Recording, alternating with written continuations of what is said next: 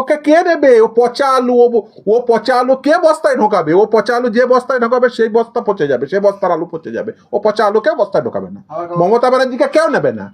ও মমতা ব্যানার্জি বা তার দলের নেতা নেত্রীকে কেউ নেবে না। ওই জন্য দেখছেন না, বলছে ব্লক খুলবো। ওকে কেউ নেবে? বিজেপি নেবে? নেবে না। তৃণমূল কংগ্রেস নেবে? নেবে না। বাম নেবে? নেবে না। কেউ নেবে না। ও পচা আলু, পচা আলু যে বস্তায় ঢোকাবেন সেই বস্তা পচে যাবে। আপনি বলছেন মমতা বন্দ্যোপাধ্যায় প্রথমে বললো যে বামেদের ডাকলো, বললো আমি বাড়িতে আমি এই রবীন্দ্র জয়ন্তী পালন করছি, সবাই এসো। ওর বাড়িতে কে যাবে? এখন লোকের ডিম মারতেও যাবে না, পচা ডিম মারতেও যাবে না, কেউ ডিম মারবেন না। ঠিক আছে, দেখুন বিষয়টা সেটা নয়। রাজ্যের প্রাক্তন মুখ্যমন্ত্রী, আমরা প্রত্যেকে দেখুন আমরা চাই শ্রদ্ধা করতে, কিন্তু দুর্ভাগ্য হলো আপনি করবেন কি করে? ক্ষমতায় থাকাকালীন তার মুখের ভাষা শুনেছেন? কিভাবে মানুষকে থ্রেট করতো, কিভাবে মানুষকে ট্রিট করতো, কিভাবে বিরোধীর উপর অত্যাচার করতো, কিভাবে বিরোধীদের বিরুদ্ধে মিথ্যা মামলা দিত, কিভাবে এই প্রতিটি ক্ষেত্রে দুর্নীতি নামিয়ে এনেছে। নিজেই বলছে, শওকত তুই বাস স্ট্যান্ড নিয়ে কী করবি? তুই তো বোম বাঁধিস। ও বাবা, দুদিন পরে বলে ও আমার ডান হাত, তাকে টিকিট দিল। লোকে ঘাট ধাক্কা দেবে না? লোকে ঘাট ধাক্কা দিয়ে বের করে দিয়েছে। ফলে এই যে নীতিহীন আদর্শ, ক্যামেরার সামনে বলেছে, আপনি অন্য কথা ছেড়ে দিন, ক্যামেরার সামনে বলেছে ওদের হাত পেতে টাকা নিতে দেখেছি। ওরা যে আগে যদি জানতাম তাহলে আমি ওদের টিকিট দিতাম না। ও বাবা, দুদিন পরে তাদেরই টিকিট দিচ্ছে যারা হাত পেতে টাকা নিয়েছে। মমতা ব্যানার্জি আদর্শহীন রাজনীতির ব্র্যান্ড অ্যাম্বাসেডর হয়ে গেছে। পশ্চিমবঙ্গের মানুষ মমতা বন্দ্যোপাধ্যায়কে ঘাড় ধাক্কা দিয়েছিল, আজকে তার সঙ্গী সাথীরা আজকে তাকে ঘাড় ধাক্কা দিচ্ছে। আর ওই যাদেরকে নিয়ে এসেছিল সব তো রত্ন, একটা যাদেরকে পাশে নিয়ে ঘুরতো সবাই, একটা তো রত্ন, নবরত্ন সভার তো উনি একেবারে মধ্যমণি হয়ে বসেছিলেন। এক একটা রত্ন আজকে বুঝতে পারছেন রত্নদের সব কাজ কারবার। বা কারোর পাটক্ষেত থেকে উদ্ধার হচ্ছে টাকা, কারোর পুকুর থেকে উদ্ধার হচ্ছে অস্ত্র, কারোর অফিস থেকে উদ্ধার হচ্ছে সাদা থাঙানার বালতি। এইসব রত্নগুলোর আজকে উদ্ধার দেখলেই বুঝতে পারছেন কে কত বড় রত্ন ছিল। মমতা বন্দ্যোপাধ্যায় নবরত্ন সভার মধ্যমণি ছিলেন। আজকে সেই নবরত্নরা আজকে ওনাকে ঘাড় ধাক্কা দিচ্ছেন। সমিতির সভাপতিরা তারা গদি ছাড়তে চাইছে না, এখনও তারা অনিয়ম করে বসে আছে, এখনও তারা চুরি বাটপরির মধ্যে জড়িয়ে আছে। তাহলে তাদের বিরুদ্ধেই সরকারের কি উদ্দেশ্য, কি তারা চাইছে, সেটাই তো আমরা বুঝতে পারছি না। মুখ্যমন্ত্রী বিধানসভা অভ্যন্তরে বলছেন যে রেড রোড নিয়ে এটা বিতর্ক তৈরি হয়েছে, সেখানে দেখা যাচ্ছে যে মানে মুসলিমদেরকে নামাজ পড়তে দেওয়া হয়নি, অথচ দেখা যাচ্ছে আপনার রেড রোডে আপনার 7 দিন ধরে যোগ দিবস রয়েছে। ধরেন যে লঙ্কায় যায় সে রাবণ হয়। এনারা বিরোধী আসনে ছিল, তখন এনারা মিটিং মিছিল করতে গিয়ে বাধা পেয়েছে। এনারা সেখানে কোনো জায়গায় ইচ্ছে মতো সভা করতে পারেনি, হাইকোর্টে যেতে হয়েছে। মুখ্যমন্ত্রী আজকেও হাউসের ভিতরে এসে সব পরিসংখ্যান দিয়ে বক্তব্য রেখেছেন। কাজেই এখন গদি পাল্টে গেছে, এখন বিরোধীতে ছিল তারা শাসকে এসছে, তারা মর্জি মোতাবেক এসব সিদ্ধান্ত নিচ্ছে। সেখানে মানুষ দেখবে, যেসব মানুষ বিরোধী থেকে ক্ষমতায় আনে আবার তাদেরকেই ক্ষমতাচ্যুত করে আবার শাসক দলকে বিরোধী আসনে পাঠিয়ে দেয়। যখন অতিরিক্ত কিছু হবে তখন সেই আমজনতা, সাধারণ মানুষ যারা জনাদেশ দিয়ে নিয়ে এসছে তারাই তখন তাদের বিরুদ্ধচারণ করবে। দাদা, দুটো প্রশ্ন। একটা, মুখ্যমন্ত্রী বিধানসভা অভ্যন্তরে বললেন যে কোনো রকম সোহরাওয়ার্দীর নামে নয়, দরকার পড়লে এপিজে আব্দুল কালামের নামে রাস্তা করুন। আর দ্বিতীয়, অভিষেক বন্দ্যোপাধ্যায়কে রীতিমতো মাফিয়া বলে কটাক্ষ করলেন, কি বলবেন?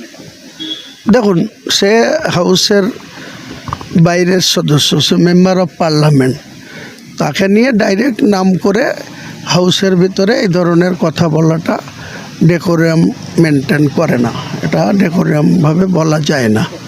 যে হাউসের সদস্য হবে সে যদি কোনো খারাপ কাজ করে তার বিরুদ্ধে বলা যায়, কিন্তু যেহেতু সে লোকসভার মেম্বার, সে যদি তার কোনো জায়গায় কিছু করে তাহলে এই সরকার তার বিরুদ্ধে এখনও সে গ্রেপ্তার হয়নি কেন? এখনও তাকে গ্রেপ্তার করে হাজতবাস করায়নি কেন?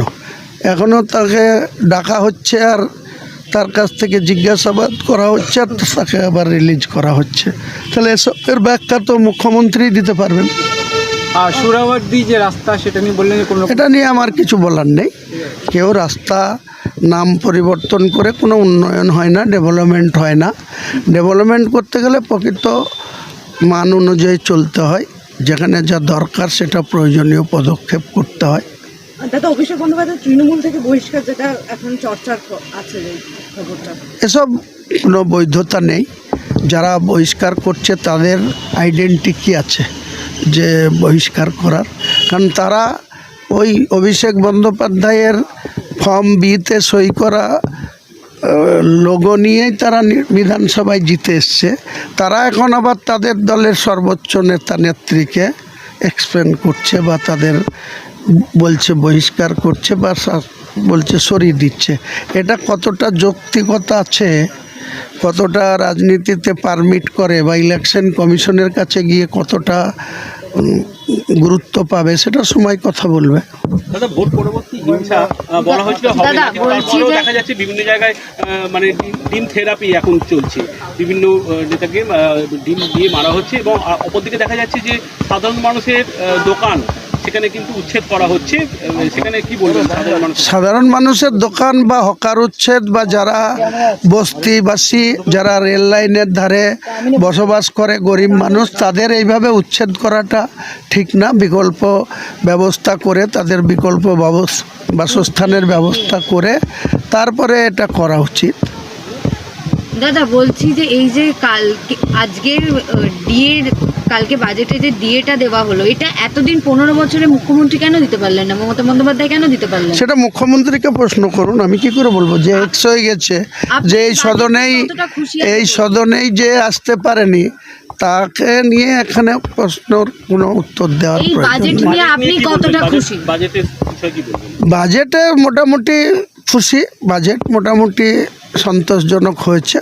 সেটা বাজেটে যতটা ওনারা ইলেকশনের আগে ওনাদের ইলেকশনের যে এজেন্ডা রেখেছিল বা যে সমস্ত বক্তব্য রেখেছিল পুরোপুরি করতে পারেনি বা হয়নি।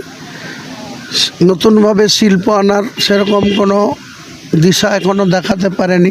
আগামী দিনে এটা তো 8 মাসের জন্য, 8 মাস পরে আবার ফেব্রুয়ারিতে আবার পূর্ণাঙ্গ বাজেট আসবে 27-28-এর। এটা 26-27 ফিনান্সিয়াল ইয়ারে হলো, আবার 27-28-এ আসবে, তখন কি করছে দেখতে হবে। দাদা, এই যে মহিলাদের 33% রিজার্ভেশন দেওয়া হলো সরকারি পদে এবং 1 লক্ষ নিয়োগ, এই নিয়ে কি বলবেন?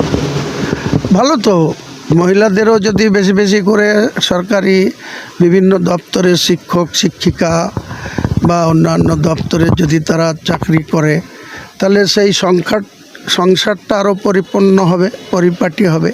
তো যারা যোগ্য মহিলা, যারা পড়াশোনা করে বাড়িতে গৃহিণী হিসাবে আছে বা তাদের পরিবারের বোঝা হয়ে আছে, তারা নিশ্চয়ই